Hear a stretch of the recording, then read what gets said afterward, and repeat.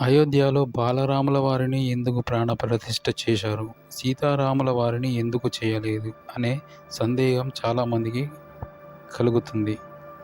దీనిపై ప్రముఖ ప్రవచనకర్త చాగంటి కోటేశ్వరరావు గారు చెప్పినటువంటి సమాధానం.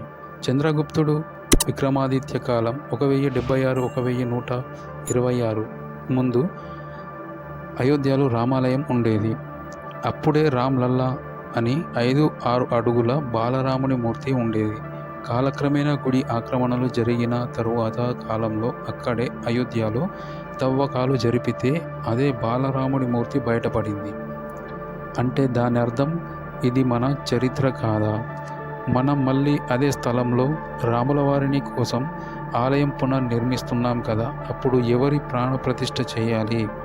మన చరిత్రను పరిగణలోకి తీసుకొని అదే బాలరాముల వారి విగ్రహాన్ని ప్రతిష్ఠ చేయాలి కదా. అందుకే బాలరాముని వయసు 5-8 సంవత్సరాలు ఉండే మూర్తిని చెక్కారు అంటూ వివరణ ఇచ్చారు.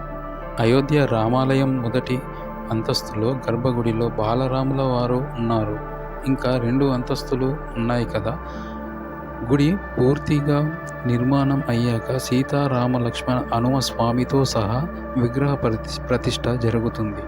అలాగే మాత కౌసల్య దేవికి కూడా ఆలయంలో పూజలు చేస్తారు అని చాగంటి కోటేశ్వరరావు గారు వివరణ ఇచ్చారు.